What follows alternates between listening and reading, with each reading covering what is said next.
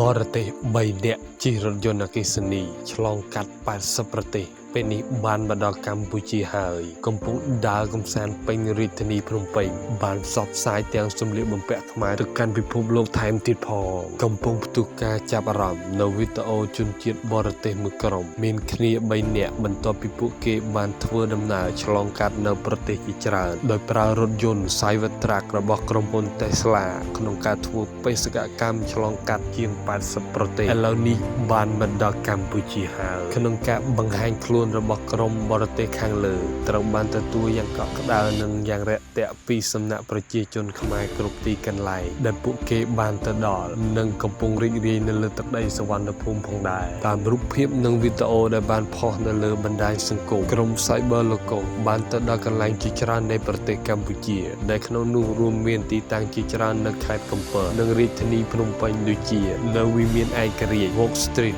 នៅខាងមុខព្រះបរមរាជវាំងនិងកន្លែងហាត់ប្រាណផងដែរអ្វីកាន់តែអស្ចារ្យទៅលើក្រុម Cyber Loco ពួកគេមិនត្រឹមតែឆ្លងកាត់ប្រទេសកម្ពុជាធម្មតានោះទេពួកគេបានក្រងនៅសម្លៀកបំពាក់ខ្មែរផ្សព្វផ្សាយទៅកាន់ពិភពលោកផងដែរឃើញថាម្នាក់បានក្រងសម្លៀកបំពាក់ខ្មែរពិតជាស្រស់ស្អាតមែនទែននិងថែមទាំងញញឹមបាត់មាត់មិនចិត្តថែមទៀតផងមិនទាន់មានព័ត៌មានច្បាស់ការនោះទេថាក្រុមនេះនឹងចាក់ចេញពីប្រទេសកម្ពុជានៅពេលណានោះទេហើយប្រទេសដែលពួកគេនឹងធ្វើដំណើរទៅបន្ទាប់មិនដឹងថាជាប្រទេសណានោះឡើយ